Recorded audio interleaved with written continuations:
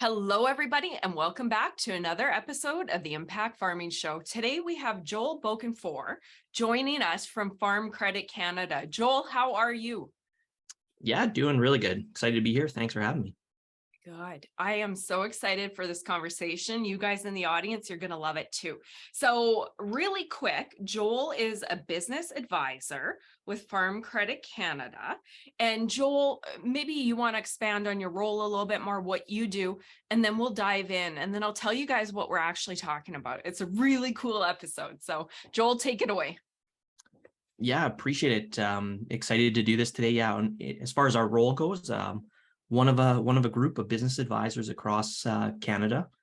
We've got kind of a unique opportunity to work with our relationship managers through our Farm Credit Canada offices. And we get to meet with farm clients, primarily addressing kind of the farm transition topic. So as they're kind of starting to build plans, we come in, we kind of meet with them and support them, whether they're an FCC customer or not, and really try to be a bit of a sounding board for what they might want to tackle in a plan, address as a family, and kind of unpack some things where they might be stuck. That's fantastic. When you guys started doing that a few years back or whenever it was, I'm like, oh, hallelujah, so needed. So I'm glad you guys, FCC, stepped up for that role. As we know, a big part of my show is farm transition planning. And of course, that's your role. So excellent. Okay, guys, what we're talking about today is the farm transition dating game. So Joel, you did a presentation with that title at Farm Management Canada's conference, AgX. I watched it. I'm like, oh my goodness, we got to do an episode about this.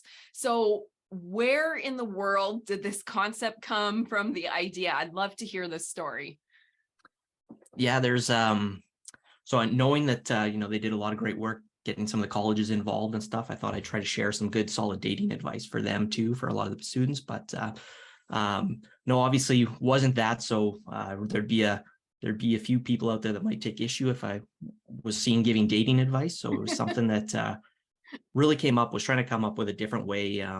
Obviously a big fan of the old show, but how it happened, I think, was scrolling through Facebook, through my Facebook reel, and that show, I don't know if you've seen it. It was 90 Day Fiance. I haven't seen the actual show, but it kept popping up on my Facebook feed. And I thought, I thought there's no way I'm going to watch this. And then I'd get hooked after a minute of all this drama. And I thought, holy, there's a lot of overlap here to my role, that sometimes we're thinking we can jump right into it. Or I meet with farms, and one of the common questions is, how long should a transition plan take? And they think we can solve it in one conversation or in 90 days, but which some people can, and some people in those episodes it worked out for. But in a lot, when we're trying to rush things, go through it, that 90 days as a timeline sort of stuck out to me, that it takes a little more work in that to build good relationships and farm practices. So I thought I'd marry the two of what could a dating game and farm transition overlap start to look like, and had a lot of fun at the Farm Management Canada conference with that. Yeah, it looks like a great presentation. And you're right, there's so many parallels, and we're going to dive into that today. So why don't we set the stage with, I'm not sure if you call it the 3 stages, terms, goals of the dating game. Let's set the stage with that.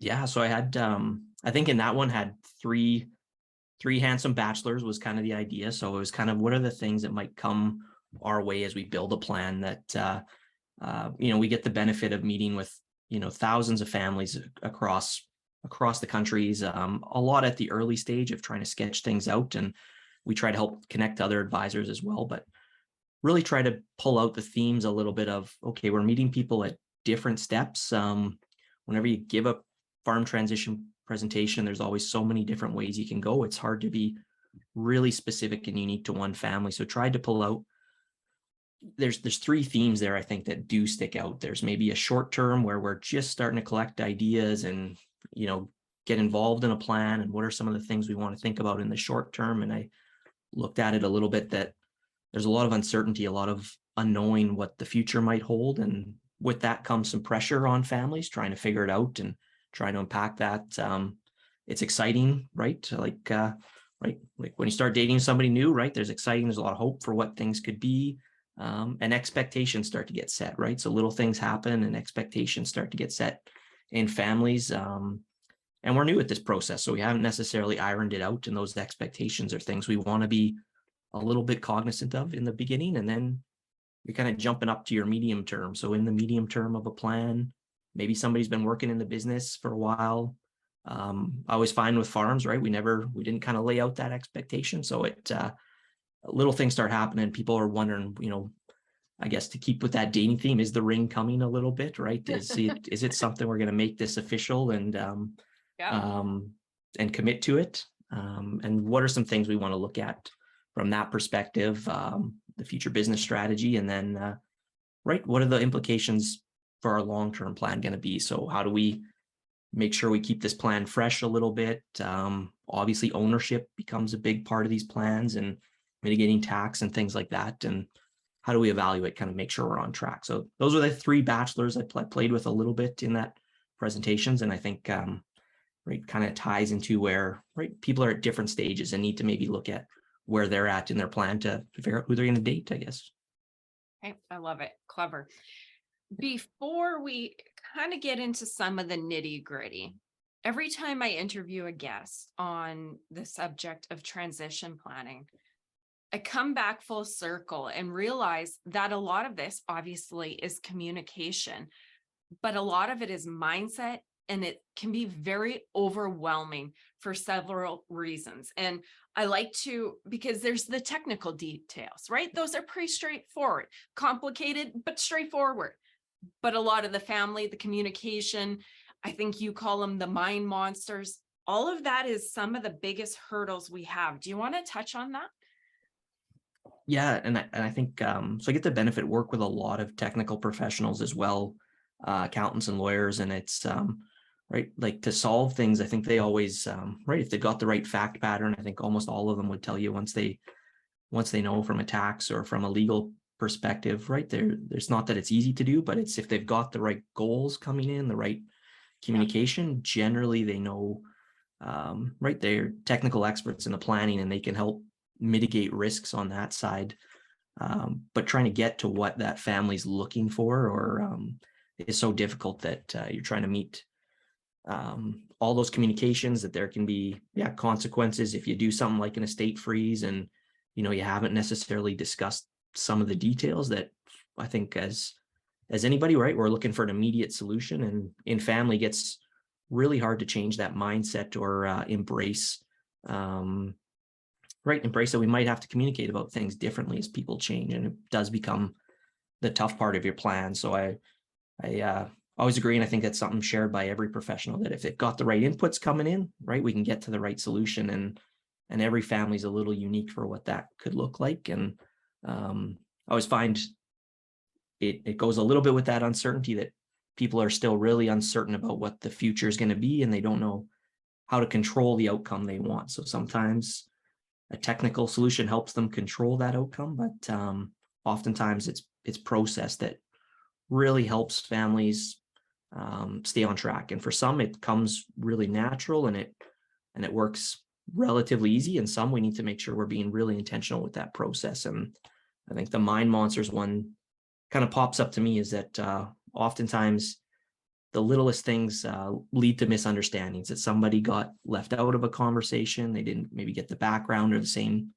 fact pattern that everybody else got, or we don't write things down when we're trying to communicate what our future plans are. And I always look at it a little bit, if it's not written down and something we can explain as family members, that becomes a little bit unreal, that it's not necessarily real, because all of us go away from conversations thinking one thing happened when that wasn't necessarily what someone else took away from it. So I find the littlest things people can search and build their own stories up. They're looking for their own meaning to apply to how something happened, and it just reinforces that need for communication and process a little bit as a good practice. And right, that's a little cliche, so I know it's something that everybody comes onto, and it's a little cliche, but it is unique to every family what that's going to look like too.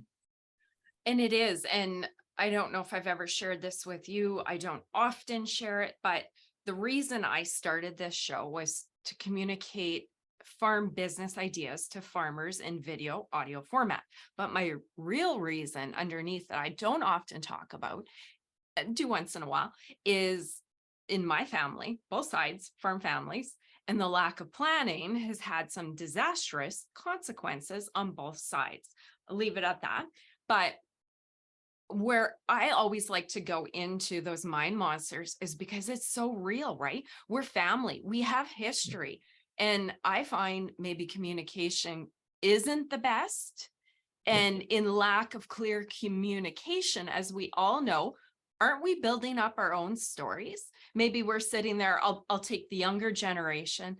Oh, this is never going to happen. Dad and mom don't care, But maybe mom and dad are frozen because they don't know how to do it, right? So I build up my own story. Everybody's building up their own story. So I like to really, I think people call it the soft skills, but sometimes I call those the hard skills, because the relationships and communication can be the hardest. So sometimes I really harp on that part. So I'm glad when you mentioned the mind monsters, I'm like, oh, brilliant. Because we need to own that and talk about it, right?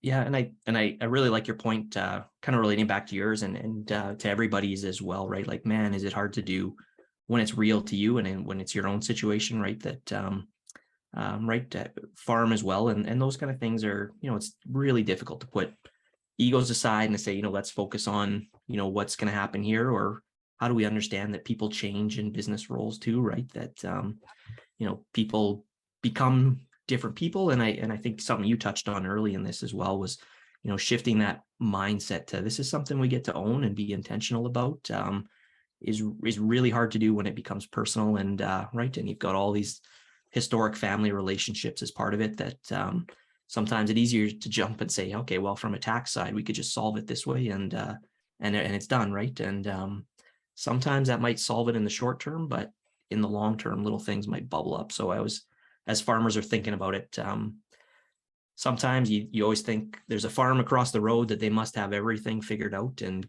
getting to meet with farms of all different shapes and sizes and skill sets and education backgrounds, that everybody's in a little bit different spot. And so sometimes, right, you think if those guys have probably got nothing to worry about, but I guarantee you that every family's got something going on under the surface a little bit that could use some intentionality and kind of addressing it. Absolutely. Okay, I love it. In your presentation, I think the next step was talking about preparing and getting ready to get out there for dating. And you had a farm family business canvas with 21 questions. And I think that leads even before you get into short-term, medium, long-term. So do you want to touch on that? Yeah, no, appreciate it. Yeah, so I think as I was Googling and trying to get ready, right, I was like, how do you know, right? I mean, it's, how do you know if you're ready to date, right? And I think the joke I used at that one, right, was the first thing that came up was an article from Teen Vogue was the very first thing on that. And I thought, well, there you go, there's the one. And so I clicked on it and said, you should play 21 questions. And I've long been after this kind of guide of how can you put something together as a one pager that's going to guide your plan a little bit before you can jump into anything that, we can jump into solutions and talk about certain things, but a lot of work can be done up front to bring to your different advisors that can help. So I thought, okay, let's find a tool. And if it goes a little beyond, what kind of ice cream cone would you be, that maybe there's some questions we could use as a little bit of a script there that you can use so you can get ready to go out,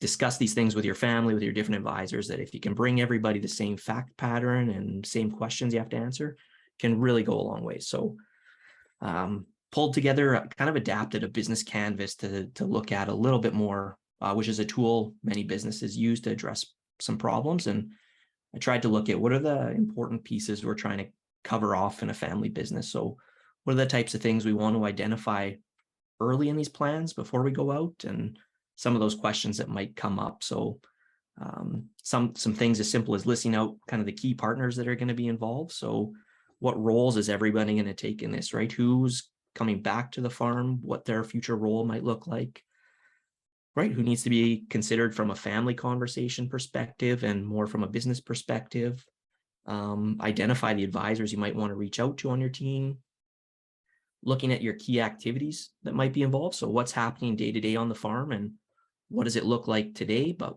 what might it look like 5 years from now? And that means we're going to have to adapt and shift our plan a little bit. Building out a good current state for the farm. So all the time, I think, meet with farms, and we're just trying to map out the different resources and things that they've got access to on a farm, whether it's skill sets, land, equipment, and separating out that we can come up with different plans for each of these things, but let's list it out and get clear in terms of who owns what, and what we might have that, goes a little bit beyond our hard assets, that, what's actually on the farm too, that is important to us from a skill set piece as well.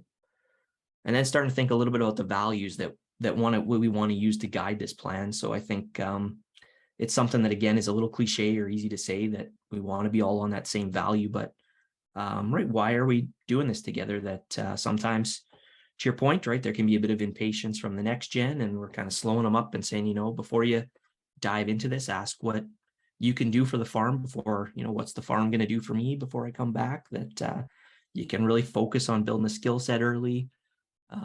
What culture do we want to have as part of this farm? Is it something that we want to make sure this is going to be a safe place where, if it's not working out, I can put my hand up and say, I think maybe we should explore this a little further, or I've got a disagreement, that can we bring this up? And is there a process there we can commit to make that work for everyone?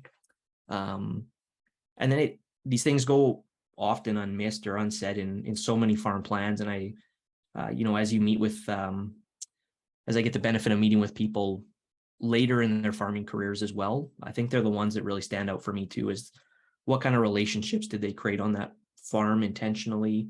What are the benefits to being part of it? As much as in the short term, a lot of them want to know, what are the implications of my farm rollover, my capital gains, or what tax structure can I use? I always come back to those relationships and benefits that it provides to family, or things that, really stand out to people as they build their plans. And we've got to think about those. So some good questions in there, I think, to identify, what culture do we want to build, and how are we going to have fun as a family when we build this plan too? So how do we stay on top of that? And I get all kinds of creative answers from different farms too, on how they're going to stay on top of that, and that they are really intentional about it, becomes important. And then the future business piece, I think, is one that I always challenge them a little bit too, right? Agriculture's changed so much the last 20 years as businesses have grown, and as we're changing management now, that, what's the future cost structure of that farm going to look like? Listing out how good are we at converting, our inputs to our outputs? What's our equity structure look like that we need to address in the future to maintain our farm?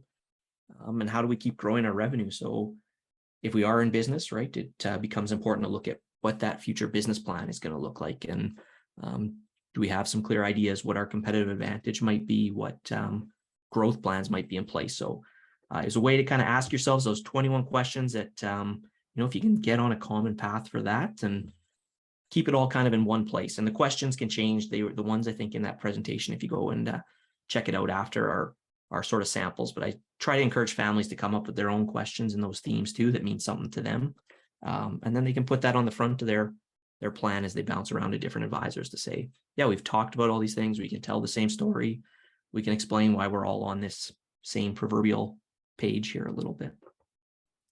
Okay, excellent. And to me, it seems natural that these kind of questions, and I guess if we're at a point where we want to do transition, we've probably thought about many of these, but a lot of going through those 21 questions, gain to know ourselves, gain to know our parents, what everybody wants, doing some planning, that would really help bring the conversation to a higher level when we start bringing professionals in, right? Versus a professional showing up. So what do you guys want?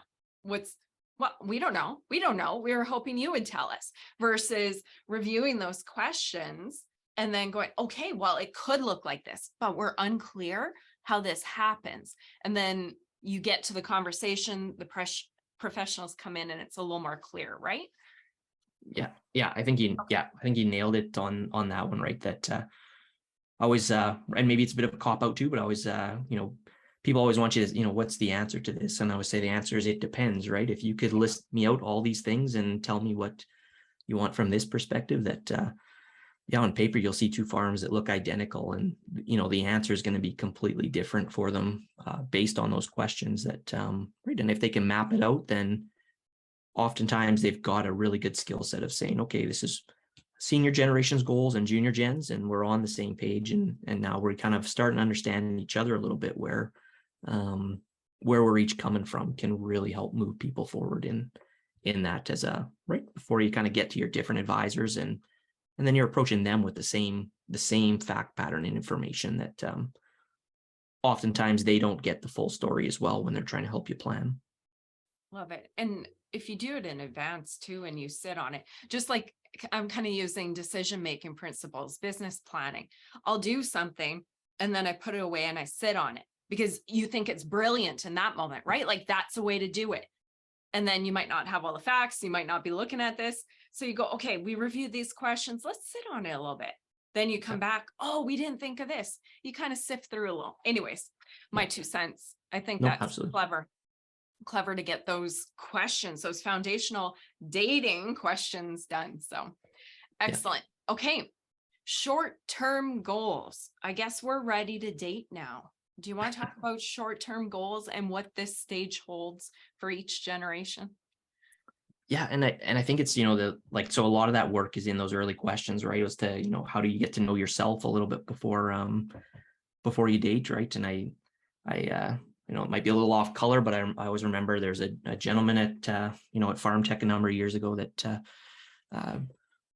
shared a dating story, right? And it essentially alluded to, you got to pick at some point, right, that you might be spending too much time plowing, not enough time sowing, kind of thing. And that Love it. how do you get to know yourself a little bit first? Otherwise, you're going to go in all kinds of different directions for what you're looking for a little bit. So to keep the dating analogy there, was in the short term, so many things come up that that I meet with people at such different spots, and I kind of split it out into, as a senior gen and a junior gen, what are the kind of things you want to think about a little bit. So as you're in that senior gen, it's a stressful thing to think about a little bit, and sometimes we avoid it because it's not urgent, or sometimes, right, we're trying to collect some ideas and it can seem so overwhelming that I think starting to list out, what are we going to do to make sure that that junior gen we're developing becomes a good business partner over time, and what's that culture we want to build on the farm a little bit to do that, right? So that have we mapped out our expectations in terms of initial job performance? Are we starting to build some skill sets into how we get them to take responsibility for certain actions? Have we done some of that hard work in helping evaluate and having difficult conversations if right, if we're not seeing kind of the effort or the input initially that we'd like to see, that we're being fair in that and evaluating each other fairly, and starting to separate the family and business components a little bit. So can we run a business and make decisions together, and can we be a family and start to create those things a little bit separate on paper, so that there's some clarity there in the short term? I think can really help from the senior gen, and they don't always love hearing this, but sometimes that work is on them in the early stages, right? That you always find and encourage them that the actions they're going to do in that are going to get mimicked a lot more, that than I told you to do it this way, that you should have done it that way. That sometimes laying out good process in terms of you might not, the senior gen might not need all the financial information to justify decisions, right? They might have good intuition and experience for why they're doing that, but sometimes the next gen is wondering why a decision was made and things, and sometimes saying, hey, if we go back to those good business planning principles, we start getting a little more formal in terms of using a business plan to guide our decisions, or helping understand how the junior gen makes their decisions, that using some of those financial indicators might not be needed for the senior gen, but lining it up with helping the junior gen understand why a decision was made can go a long ways, and really starting to formalize good processes. So holding meetings with agendas, things like that. Generally, I would say when the senior gen really shows that leadership early on, it starts to become pretty clear for the junior gen that, hey, this was there's some real glue pieces here that are helping hold us together and are going to make us better long-term, that we should be trying to emulate this as well. And so it was really where I see a lot of people, for us in farms, right, we get reactive and we kind of wait early in the plan to implement or to do anything. We kind of wait until it feels like it's time, but some of those early practices short-term can go a long ways. And doesn't mean the junior gen's left out of that either, right? I think that kind of value when we talked about what can I do for the farm versus what it can do for me, right? And recognizing there's a lot of unknowns for the senior gen as they go forward. So saying, okay, I can become really good at grain marketing. I can become really good at production. What are the things I can really pick up as a core skill set and focus on? Can go a long ways. Identifying what kind of skill set they should develop, and how can they kind of become an active participant in the process over time, to get to that clarity. So sometimes a little empathy in that can help a lot for recognizing, there's a lot to figure out for the senior gen as they are struggling with lots of concepts and information that's out there. So trying to mimic those things and really aligning that expectations are going to start to get set as you go on the plan. So saying, okay, there's certain things that everybody's going to say, I expected this to happen by then, or I expected something to be more formalized and it hasn't happened yet. Really building good process early stages can improve that communication that we talked about earlier, so that as you progress, it gets easier down the long road. I love it. I think that short term, the newly dating is a very tender stage. Dating and farm transition planning, right? And I always like to say that I'm in the sweet spot for age, I think, where I understand the younger generation because I'm there, sort of, not, but was just there. But I also have full control over my own farming operation, and I'm old enough to understand how the older generation would feel, and that starting the conversation, and also maybe a little bit of that ego on both sides, and especially the parent. You're the parent, you are used to looking like you know it all. So would I want to avoid the transition conversation because I'm scared and I don't want to be vulnerable and I don't have the answer? So, you know what? Harvest is here. Let's not do it. I think this is a very tender stage.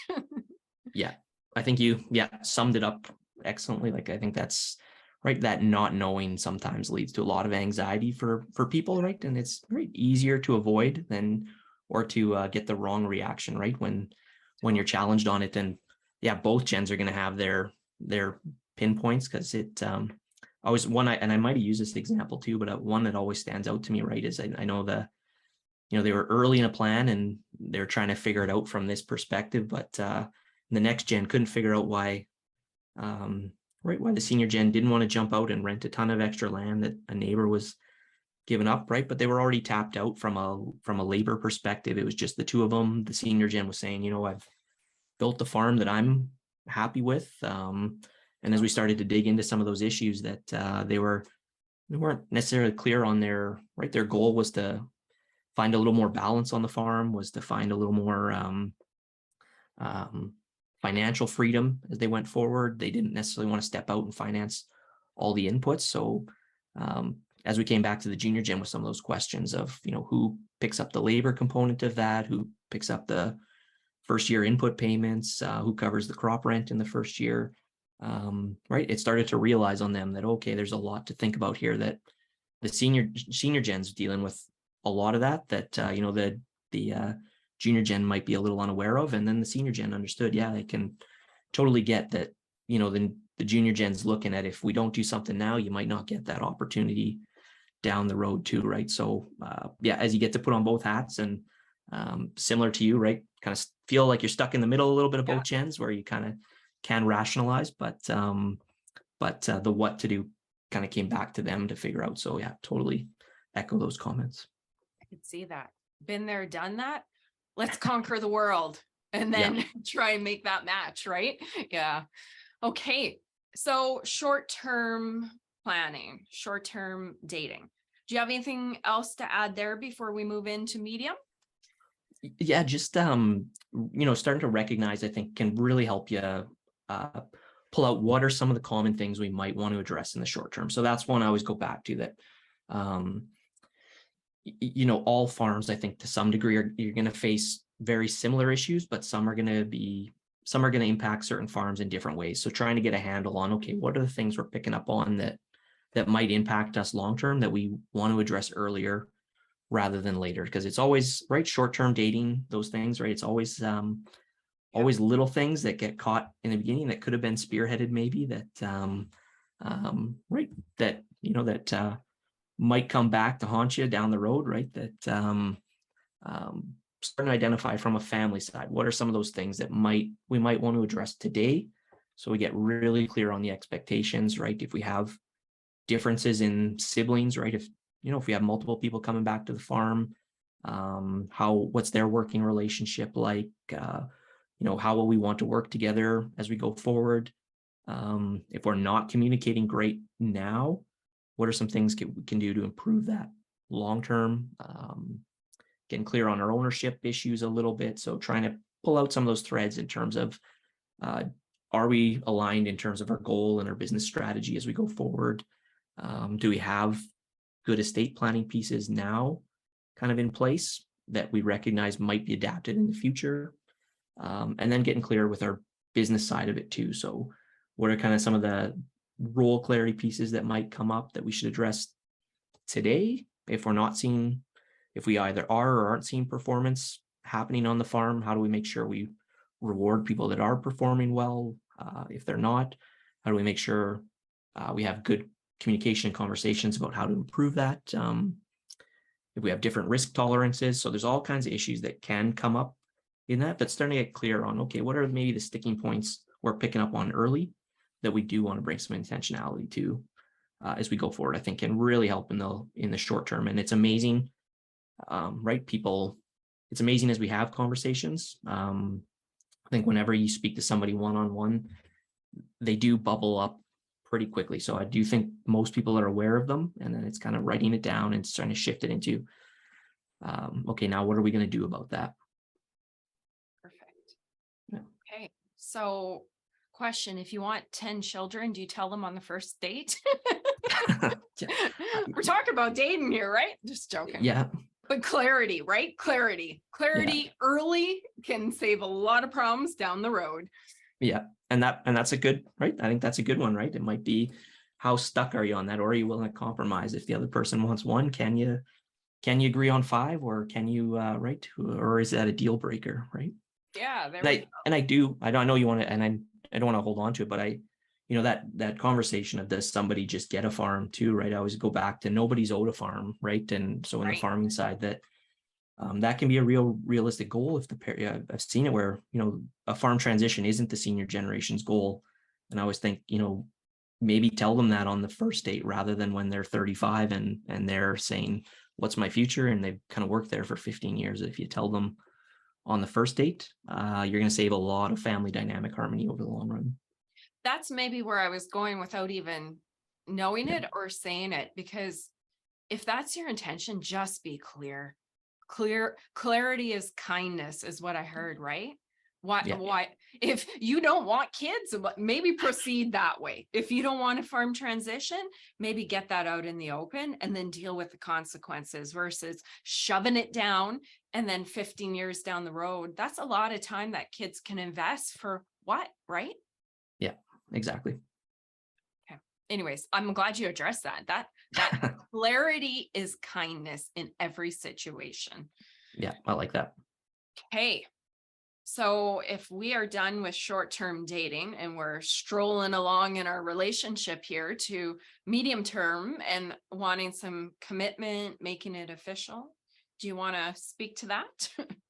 Yeah, absolutely. It's so right. I think, right, that commitment piece, right? It's always a tough one, right? That, is the ring coming? Yeah, exactly. Right. Is it something that, right? I think everybody's looking for a little bit, right? Whether, it might not be that exactly, but what do we want to think about when we're kind of getting into this a bit, that, we get to see all kinds of different plans, right? That, believe it or not, I've seen some, and some of the next gen, right, have clapped and hoped for this right when I bring it up, but it's not always the best either, that there's a cold turkey plan that somebody I've seen it where they just say, okay, mom and I want to be out of here next year. The farm's yours, you take over. And I'm saying like, okay, that's right. That's a lot to expect out of someone that's 23 and hasn't farmed before, or hasn't made the decisions that, yeah, it's going to be a lot to leave on them.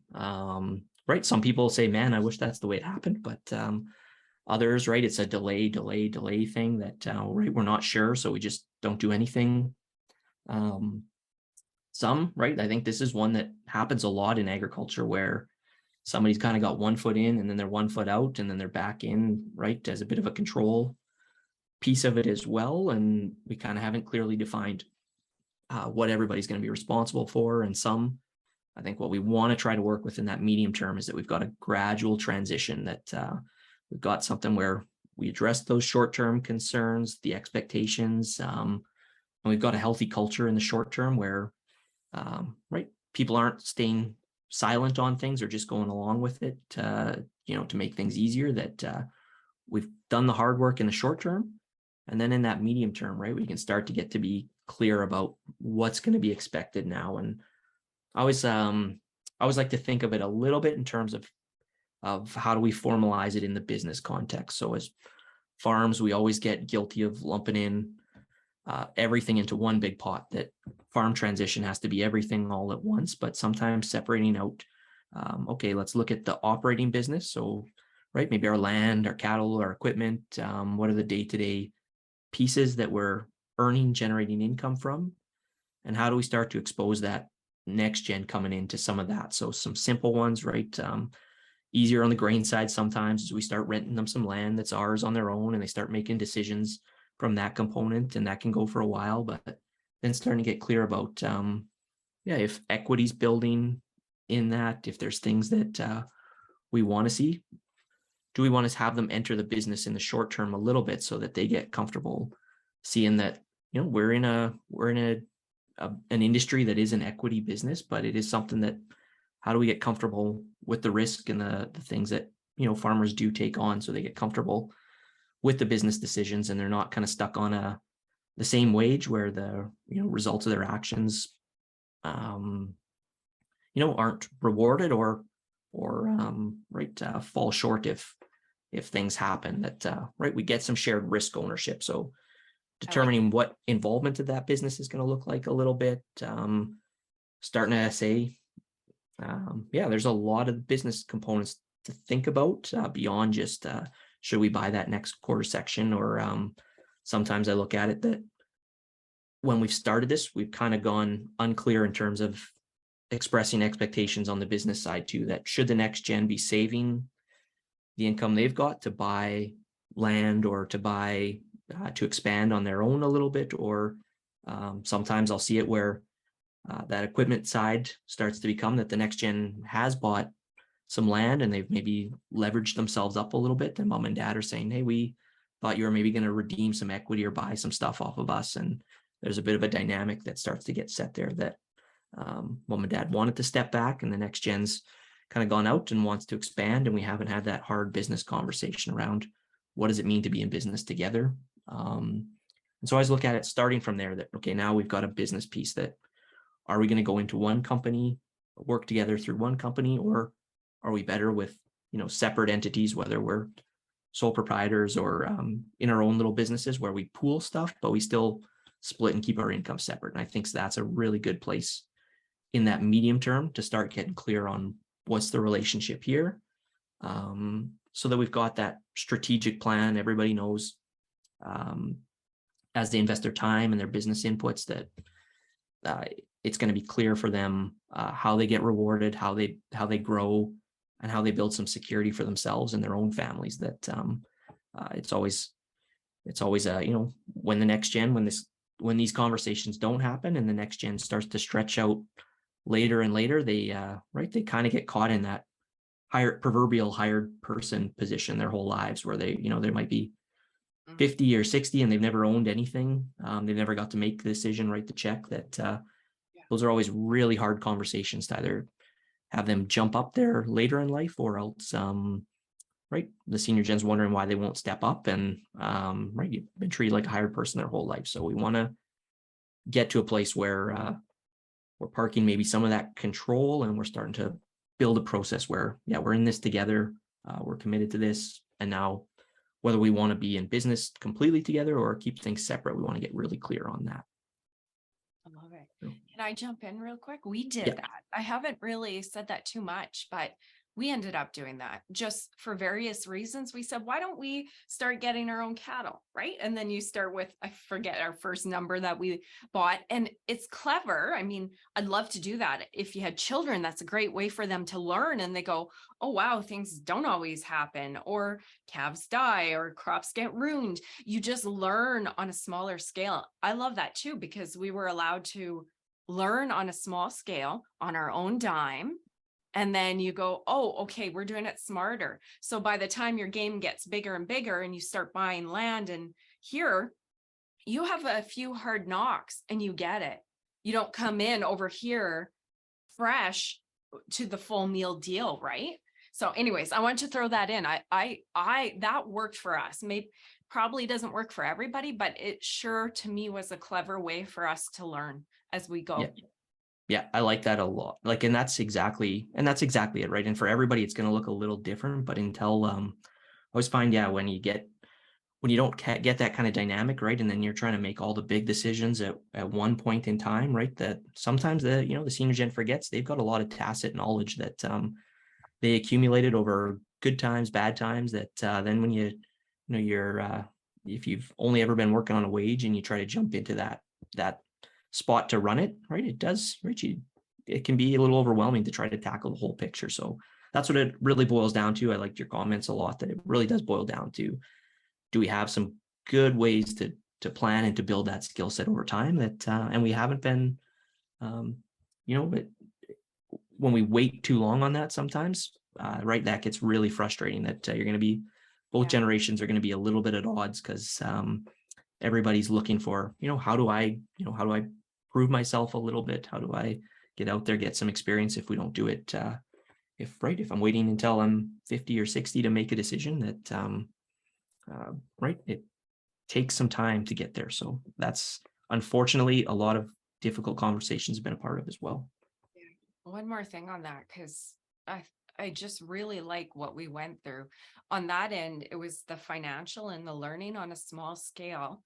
And again, for me, what I liked about it, we were in control of our own destiny, our own finances.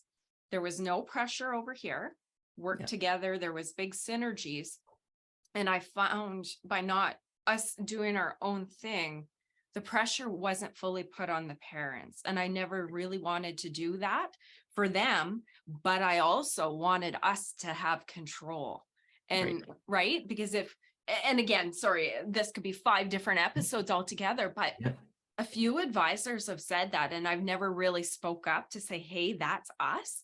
But we've walked this journey probably for 20 years, kind of on our own, 2 farms, and it's worked. So I wanted to kind of pick up and maybe throw my 2 cents in there.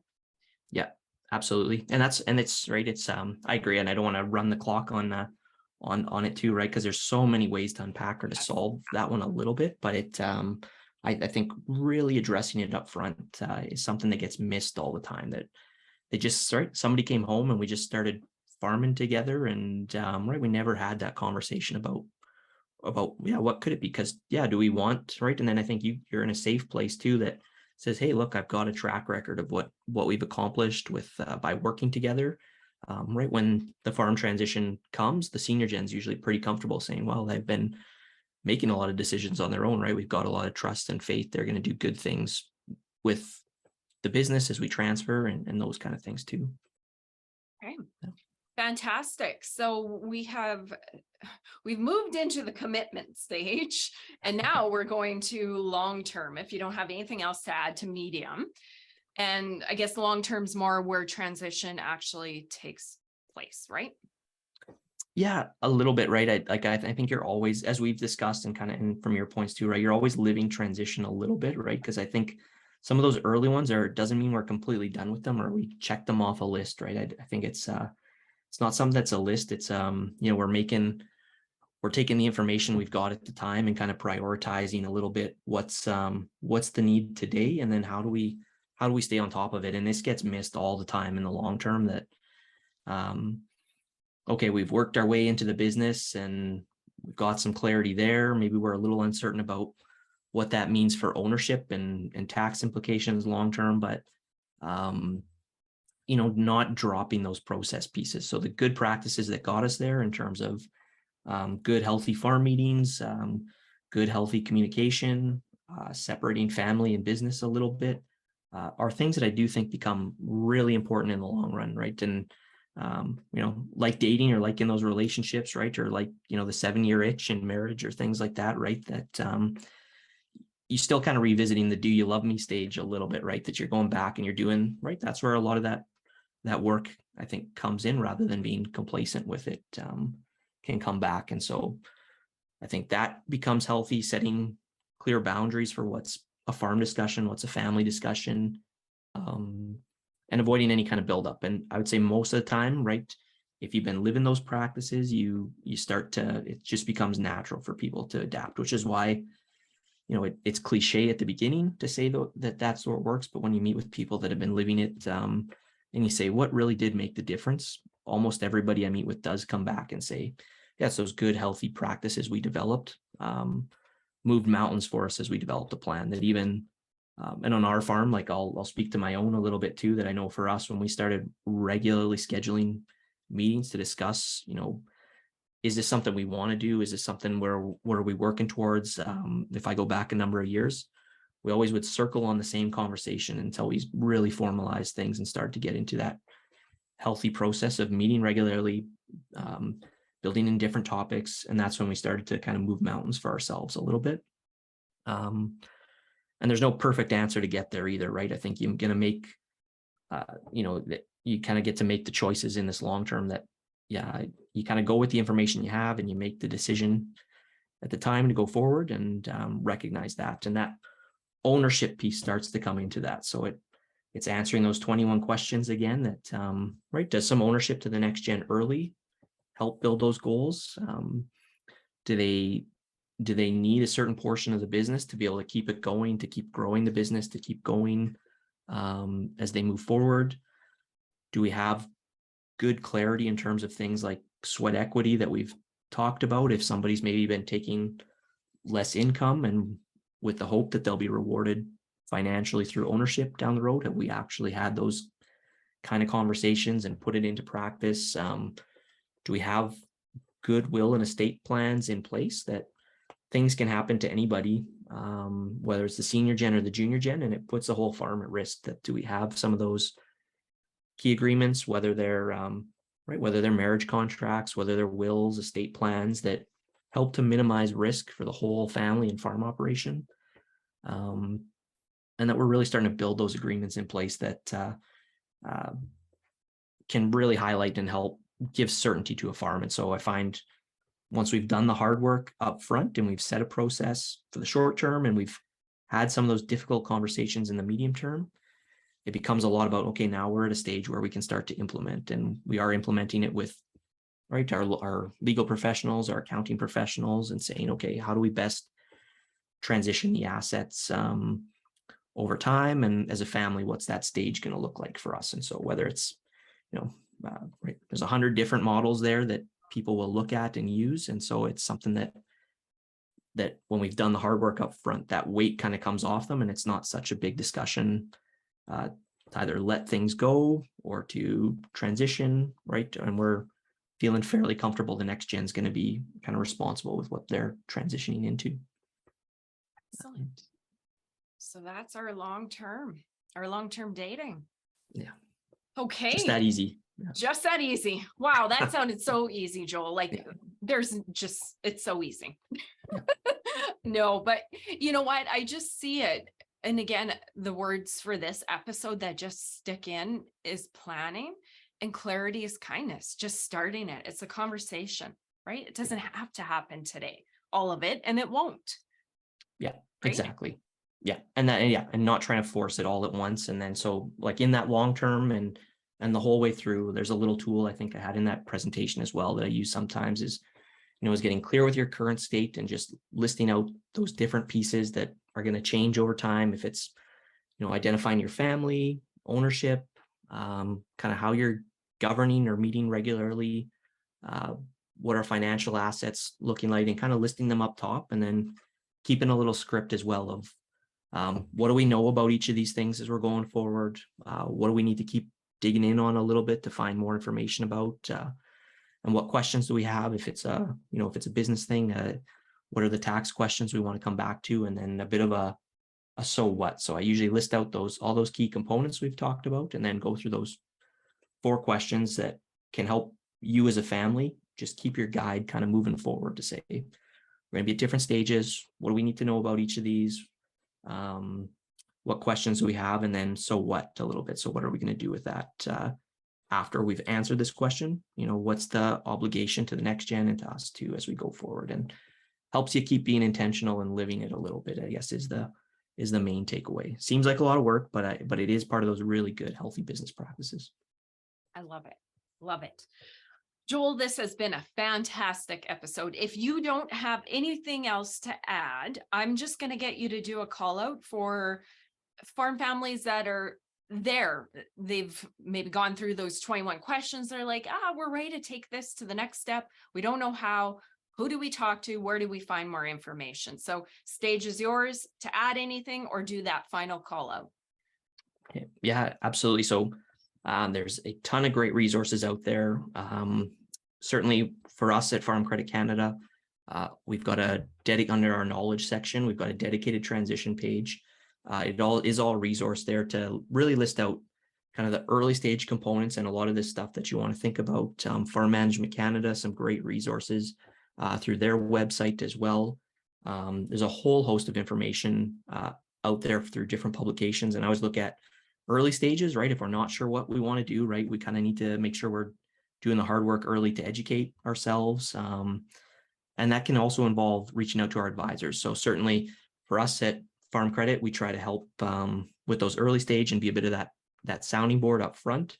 But there's a whole host of great advisors out there too that can help really shape and build a plan, whether it's reaching out to your accountants, to your legal professionals early as well, that a lot of them get a lot of experience in this as well and can help guide your process. So if we're not sure, right, we want to educate and try to reach out to people that can help, and then identify the resources. And it can seem a little overwhelming. There's a lot of info out there. So then starting to do your own process to prioritize, okay, what's the immediate step we want to think through? So we also have a great series, Your Path to Farm Transition, that would cover a lot about what we talked about on our website too. So whole lot of resources out there. And yeah, if you're interested with Farm Credit, reach out to your local FCC office as well. Fantastic. Joel, this has been an amazing episode. And I just want to say kudos to you for the farm transition dating game analogy, because I think on so many levels, man, that just hits home. When you think about transition over here, without hearing that, seems a little vague, and you just want to really jump in and ask for 10 kids on the first date and moving in the next day, like that kind of stuff, right? But if people in the audience think of it as the dating game, that is so clever. So kudos to you on that clever analogy. I love that. No, really appreciate it. And yeah, thanks for having me. My pleasure. And you in the audience, thank you so much for tuning in. If you enjoyed this as much as I did, like it, share it, get it out there, because there's so many young farmers, the older generation, looking for the wisdom that Joel just shared with us. So thanks for tuning in. We'll see you on next week's episode. Bye, guys.